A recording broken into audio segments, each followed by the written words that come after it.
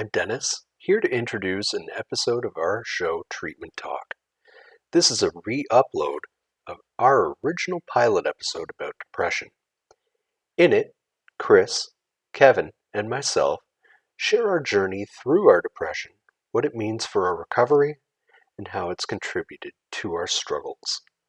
As our show grows and evolves with new panelists, I'm sure we'll have other discussions about depression. But the conversation here is still incredibly relevant and insightful, and we hope you enjoy it. Thanks for listening. Okay, welcome to the debut episode of Treatment Talk. Treatment Talk is all about the issues that affect men's mental health, our journeys, our struggles, and our victories, all from our own perspectives. Nothing too technical, no talking down to you, no awkward disconnect. Every week our panel will get real, get honest, and even get vulnerable in the hopes that our journeys help guide you, listeners, in our path. I'm Dennis, I'm your moderator tonight. I'm here with Chris. Evening. And Kevin. Hello. And tonight, we're going with the big one. We're going with depression. It is one of those root causes of mental health breakdowns, of addiction. I personally deal with depression, and I'd like to think, I know you guys well enough to know that on some level we're all dealing with that. Question tonight is, what made you guys realize you actually have depression instead of just feeling sad? Chris? Well,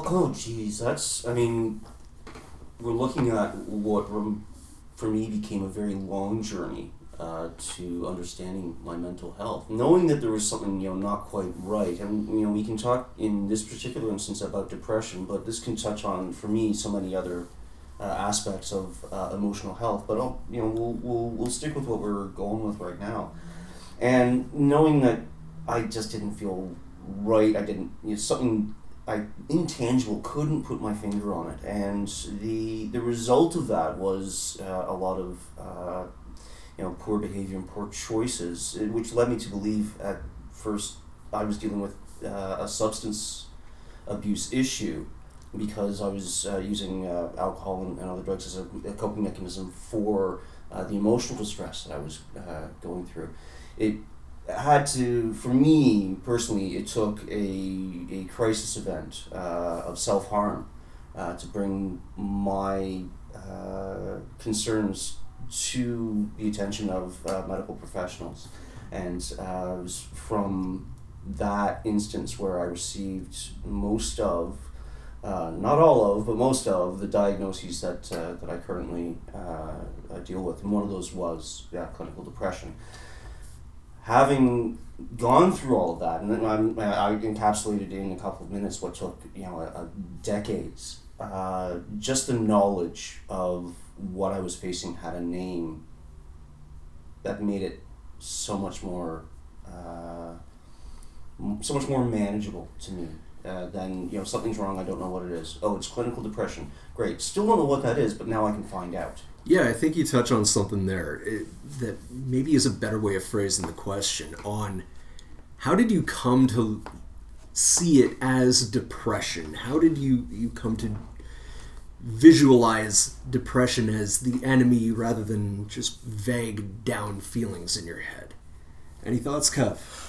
Yeah, for me, I've been dealing with depression from probably way too young of an age to, it's been a long time coming, but I think the big thing for me was I've always been kind of a go-getter, always having to be busy, having to do something, and then you can go from being busy all the time to one day you just wake up and that's it for me. It's different for everybody, right? But for me, it's one day waking up and just being on the opposite side of it, wanting to be motivated, wanting to get 100 things done that day, and you can't even get yourself out of bed.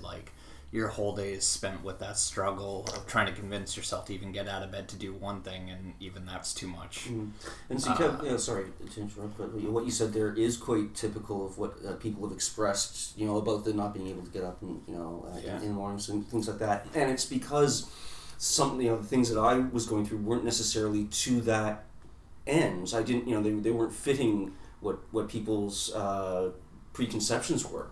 Yeah. So there must have been things that you were going through that, like, this can't be depression, or it's something else, because I'm doing things or having things symptomatic that aren't commonly thought of as being depressive.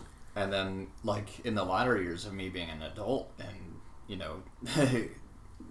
we don't make any less mistakes as adults, but I think the mistakes we make tend to feel more monumental because, as we grow and we expand, we essentially are putting more of ourselves at risk every day. And so when we make those mistakes, there's a lot more guilt that can tend to come with it. And I found that my depression as an adult has been a lot more guilt-ridden.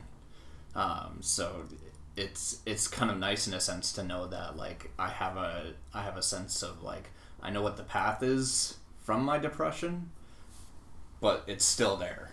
You know what I mean? Yeah, it's like that constant companion for me. You kind of touched on something, Kev, with that idea of it being a little bit different or having that different lens as an adult. As a kid, depression just felt normal. I didn't know I was depressed. I just was. I just felt like this was my lot in life. This is how I am. This is how I'm going to be. I don't feel happy. I don't know what real happiness is for a continued long-term kind of normal. Normal was feeling down, not having the energy, not wanting to make new friends, let alone worry about the friends that I have. No, again, Dennis, is saying that, what your normal is, that's, it's what you're seeing from what's 6 inches behind your nose. And if you don't have a frame of reference, you don't know what, a quote unquote normal, or, to use it, neurotypical as opposed to neurodivergent. If you have no frame of reference, then what you're going through, this is, everybody must, have that. And a lot of that is the inability to express oneself, because, number one, you don't think there's anything necessarily, the matter or wrong or serious enough to bother anybody about it. So are you thinking depression can make it hard to be vulnerable?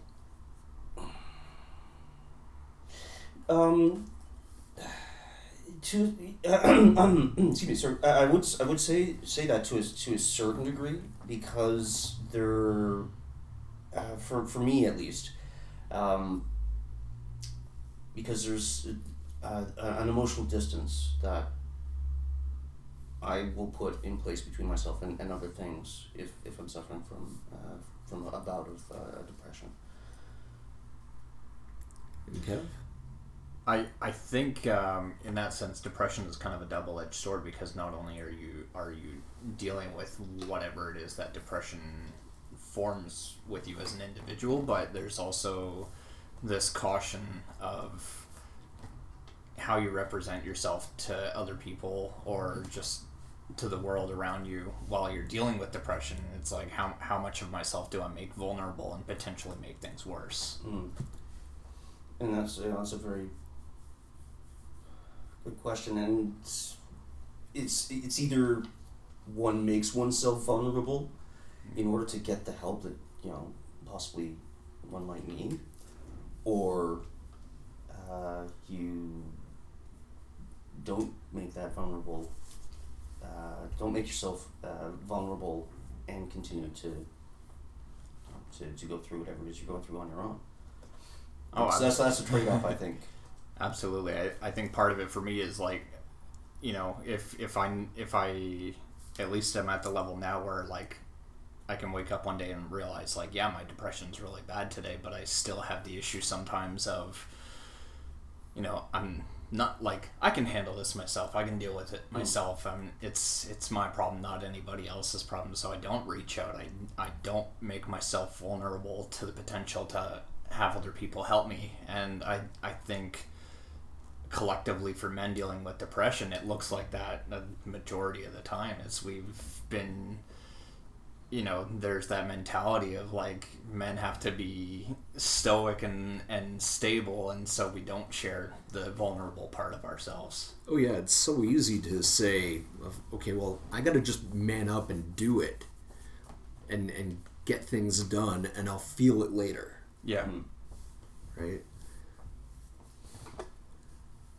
I remember being in treatment and going through all the books, trying to find these tools to help with my depression. One of the things that I found in one of those big, thick books, might have even been one of the ones in front of Kevin here, is it was called a depression index and an anxiety score. And it would ask you like 20 questions.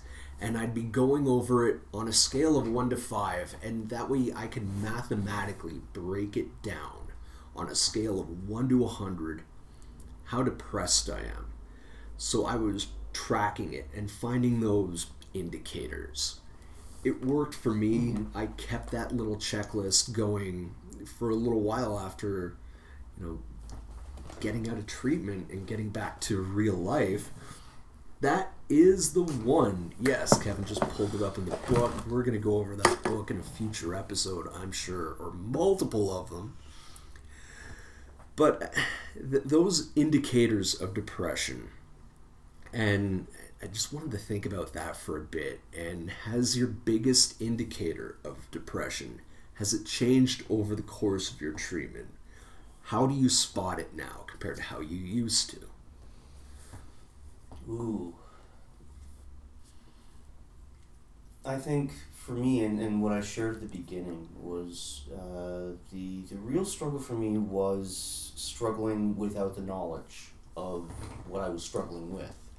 So I think moving forward in the several years that I've had in treatment for depression and among other things, I just completely lost my train of thought. It's all right. It's bound to happen sooner or later. Well, I'll joke and say don't get depressed over it, but... Well, no, the indicators of... they remain the same. I don't think I've noticed any signal change in knowing a depressive mood from another. It hasn't changed since I've aged. It's that I'm much more aware of them. Okay. And I, not just that I'm more aware of them, that I attempt to be more aware of them. Okay. If I don't go into as much detail as Dennis mentioned with the lists and the mathematical proof, although I mean that sounds like something I would do. But for me, it's just like a quick check. Oh, what am I feeling? Okay, first of all, being able to name the feeling, for me, that's a victory, and then finding sort of what the root cause of that is. If it's a good feeling, we'll go with it. If it's something that's upsetting me, then we'll need to figure out behind it. So really putting names to things, categorizing them, but in a little bit sort of a more loose way than scoring them by 1 through 5. Yeah, that works. Kev? For me, I think it was like, I didn't really know what my depression looked like, so I was just living in it. And I think the difference that treatment made for me is not necessarily to recognize the depression, but recognizing the situations surrounding episodes of depression and what they all had in common, and then kind of backtracking from those, and then like finding a common theme in a lot of those things. And for me, like, my depression comes on very physical a lot of the time, and so now it's because I've had time and experience clinically to stop and say, hey, like, physically these are the things I experience with these situations, is now I can stop myself in the middle of any given day and be like, hey, there's that feeling, what's going on around me? And is there anything I can do about it right now, or do I need to remove myself from this situation? Yeah, like I think it comes down to you treat the symptoms, not the problems sometimes, and by treating the symptoms, it helps with the problem. My biggest indicator, as I was saying, for me, it's that change in behavior. If I'm either really unpredictable with my schedule, or if, I get out less, I go outside less, I go for less walks, I say no to getting together with someone, I turn down and shut down. To me, that's my biggest symptom. Has treatment helped you find those big symptoms oh, this is my warning sign? To a certain degree, yeah. The awareness with everything is key, and if I can give myself a quick check and saying, well, like Kevin said, it's being aware of your mood and what might be the immediate contributor, not cause, but contributor to that mood. And sometimes, and this is a really great thing, is that sometimes it's just free floating, and it's there because it's there. And even recognizing that is important, because then, okay, well, it's not attached to anything. I'm not feeling, this mood isn't attached to circumstance. It's just the way my brain's firing out those chemicals right now, and that's just how it works sometimes. Sometimes you just need to realize that it's there, and then just kind of ride the waves with it. Yeah, being able to ride that wave, and sometimes it means you got to grab onto that surfboard a little bit harder. And in that weird way, sometimes you have to man up in that I actually have to tackle this problem and understand it right now. And I have to deal with my depression right now because that's come to the forefront. Well, I think you kind of nailed the metaphor on the head there. Like, yeah, if you're going to ride the wave, you have to have that surfboard, and that surfboard is, what you've established as your typical coping mechanisms for depression. And that, again, just like the depression itself is different for everybody, the coping mechanisms are going to be different for everybody. But it's like, are you just going to sit there and tread water in 10-foot rogue waves, or are you going to get on your board and actually try to ride it out? And that comes down to, am I reaching out? Am I talking to people? Am I changing something about my routine that day to get me out of that funk? Or am I just putting myself in a situation where I know that even if I can't physically do anything about it myself, at least I'm in a safe place? Yeah, having that safe place, having that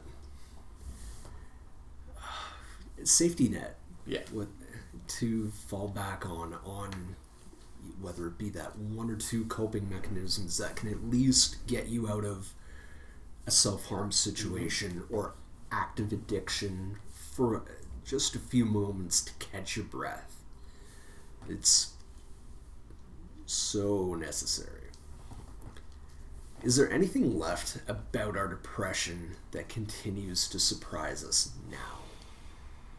Because I had thought naively when, I'm going through assessment and taking all these tests and just having to open up and be vulnerable and sitting down with a psychiatrist and a psychologist and being told, yeah, it looks like you have what we would call clinical depression and you're going to have to cope with this. I wanted to treat it like a checklist. And I don't know if it was just denial or naivety on my part, but I just wanted to get through it and get on to the next thing and tackle other problems. But really, I have to keep tackling it. I have to keep it in my mind. I have to keep coping with it. And it still comes up in weird, different, new ways. Is depression different for you now? In many ways it is. And it's an acceptance. Like what you shared, Dennis. Had I been given, I often think of what would have life had been like had I not gone through all that struggle before I figured a few things out. Had I been diagnosed earlier, had these things about that are often caught in grade school nowadays that weren't in place when I was going through school, what would have happened then? And just in you sharing about your initial diagnosis, I realized that if I was not prepared to accept and ready and just say, okay, yeah, lay it on me, what have I got, what does it look like, what can I do about it, I would have been of the mind, and I was of the mind, to have completely discounted anything. I'm not going to hang a label on me, would have been my younger response. But I can't go back in time and wonder what it was like, because what happened did happen. And I think for reason or fate, I came to my mental health awakening at the time that I was ready to accept it, and that for me was the big thing. I still don't get it right all the time. I'm still out to lunch with catching myself on emotional things one way or the next. It's progress though, and for me it's knowing what it is. It has form. It has shape. I can deal with it.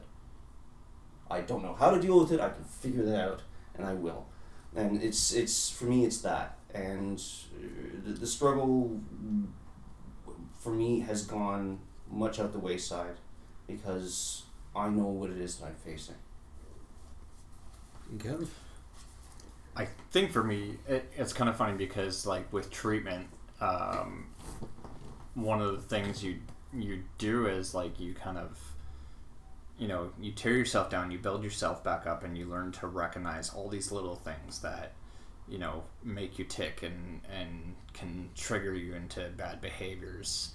And it's funny because, like, at some point in your treatment, you kind of acknowledge that, like, once you understand something, you think, okay, it'll never bother me again. And I think the same thing kind of goes for depression, where it's like, as soon as you think, like, oh, I've identified my triggers for depression, I've identified my, my metaphysical symptoms of depression, it's like, okay, now that I understand them, they're not going to bother me anymore.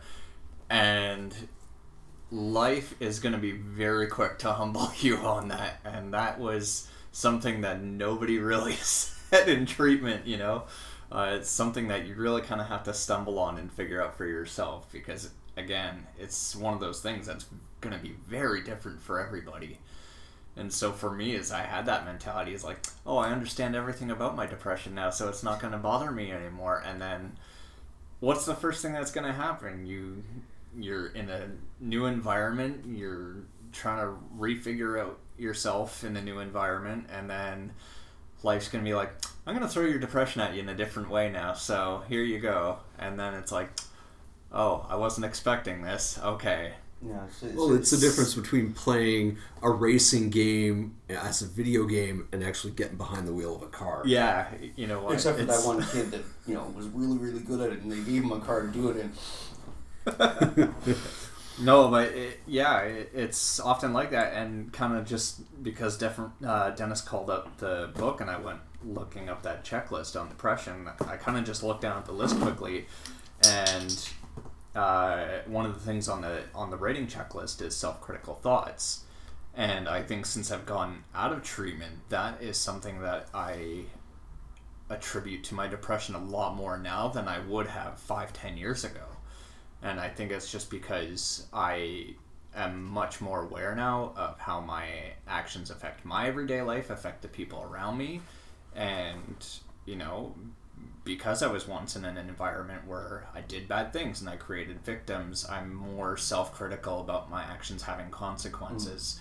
And I find myself second-guessing things a lot of the time. And so it's now acknowledging my depression and working through it is a lot more about, like, stopping myself, like, hey, you did this, there's going to be consequences to everything. It's just about acknowledging and management and taking the time to logically weigh those consequences.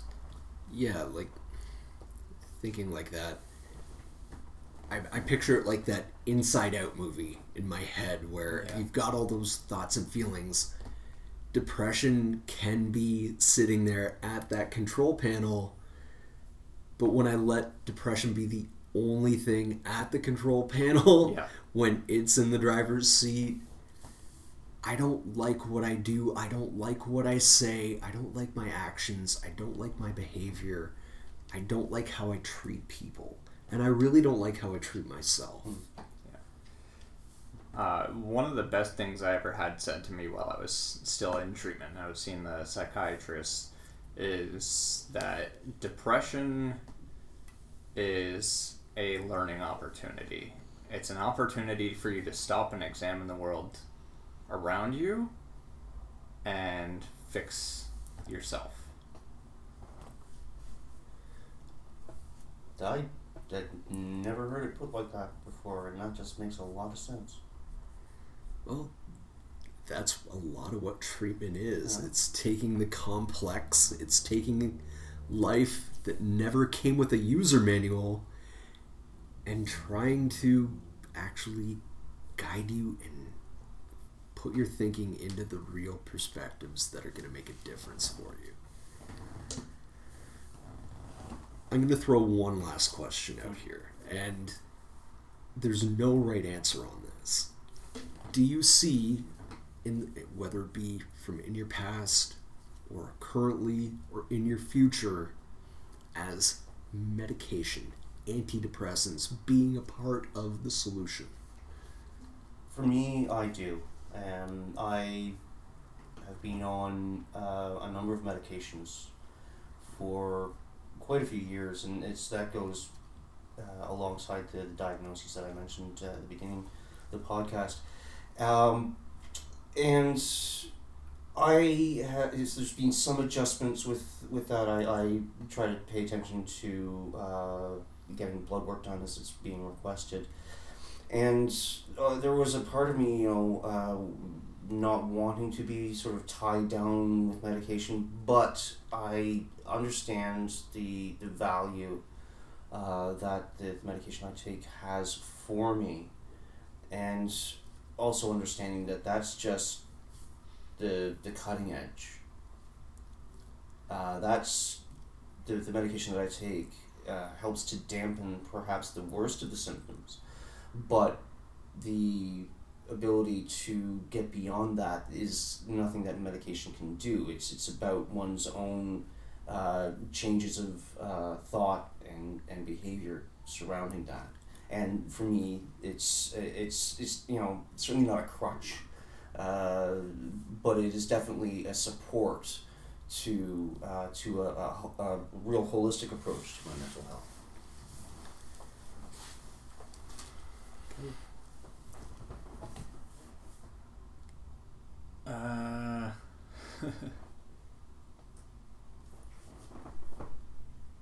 So for me, it's a mixed bag. I've been on antidepressants in the past, and I've had plenty of time acknowledging and dealing with my depression without medication.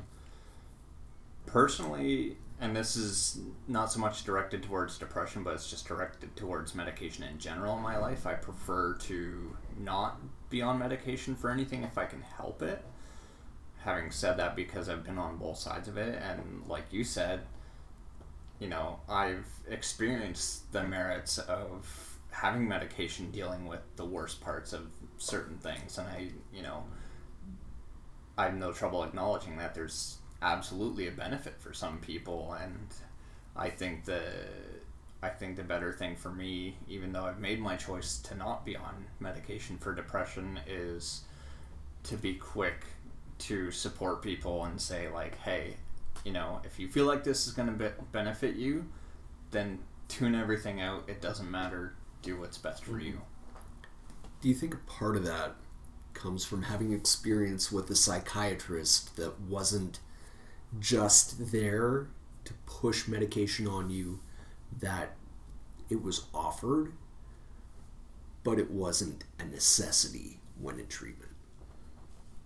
I think yes, because for me, definitely, because having a psychiatrist who's actually going to sit there and listen to you, not just push the medication on you, giving you the chance to have the conversations and to open up, is for me, it was alleviating to a lot of the things that I was going to need that medication for eventually. And, you know, it was enough for me. It's not going to be enough for everybody, but for me, like, yeah, it worked. Yeah, and I certainly don't think, as much as, you know, I can only advocate for myself, as Kevin, you advocate for yourself, and I find that what I'm doing seems by and large to work. And the nature of, you know, getting to see a psychiatrist, I wouldn't feel right in seeing a psychiatrist that would put forward medication before a therapeutic approach. And so I think we're all speaking of the same doctor we have in mind. And in my experience in dealing with that particular psychiatrist, even though I came into that treatment with the medication prior, and there was no changes to that while I was there, so there was really no need to investigate more, greater, lesser, just, you know, to ensure that my mood was stable. And not necessarily as it reflected medication, but my mood overall. And that those sorts of interactions with the medical professional are valuable, and allowing the patient, i.e. me, in this case, I've had with other doctors, being able to approach them and say, I don't feel that this medication is working for me. I don't feel that I feel maybe with a little bit less of this because I'm having side effects from it, and having those conversations, but having that being the frontage of your you know, medical intervention is, oh, here's some pills. No, that's for me, that would be a definite shy away from that idea. I'm actually glad that you brought that up, because when I went into treatment, I was on medication for depression. And, you know, I was seeing the psychiatrist regularly. And the one conversation that, like, you know, as my treatment progressed further and further down the line, we kept having this conversation. And this is what I really appreciated the most about it, is the conversation was never about, oh, you're doing better, let's start talking about getting you off of those meds. It was always a challenge. It was, how are you feeling about your medication? How do you feel about your treatment? It was never a conversation of, let's get you off of those meds, let's wean you off. It was always challenging me to come to that decision myself. Yeah. And that was something that I ended up doing while I was in treatment. Ironically, the 8 worst weeks of my time in treatment was weaning off of those meds, but in hindsight, it was the best environment to do it in. Mm-hmm. And I'm really thankful for that part.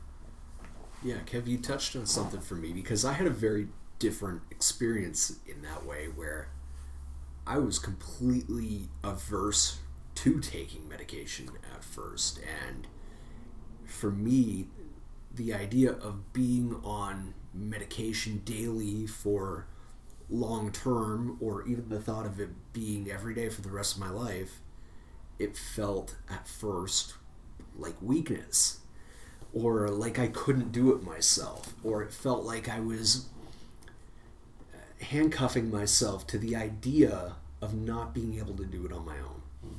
And it took things getting really bad, really emotional, my depression going into overdrive, for me to know that, you know what, damn, even though I'm in this good environment in treatment, I still can't quite manage it.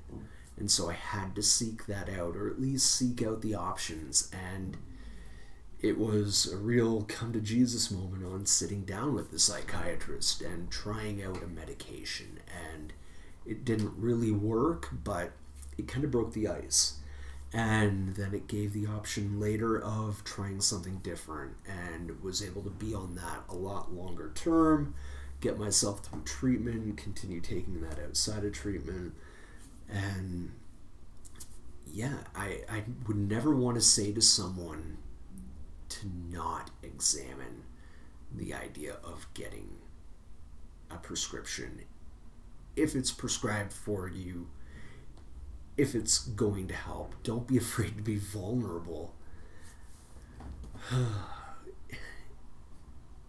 depression's been a tough one for me. And it's the reason why I wanted this to be our first episode. Because depression is that biggest flawed thinking pattern that I deal with. But really, treatment is just a way that people cope with flawed thinking patterns in better and healthier ways. Any final thoughts on depression before we wrap it up? Well, we've really covered a lot, and again, it's what you said there, Dennis, about not wanting to be, on medication for the rest of your life.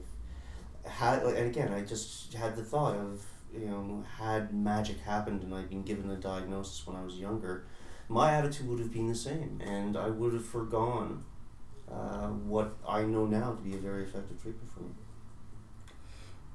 For me, it's just because this is specifically like a men-focused mental health podcast. It's,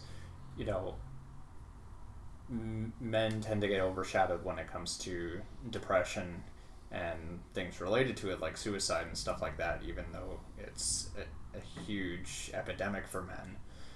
So, like, my last few words is, like, really do not be afraid to reach out. Even if you don't know what it is you're dealing with, just open up, talk to somebody. It can be literally anybody, even if they have no experience in dealing with any of it, but that opportunity you're giving yourself can open up a lot more avenues to better long-term mental health.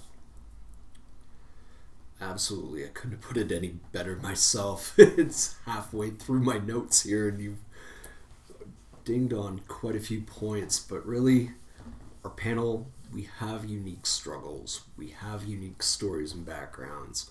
One thing in common here is eventually all of us asked for help. We did all look for a way out. There is always hope. There's always a way forward. In our written show notes, you'll find links to different community resources.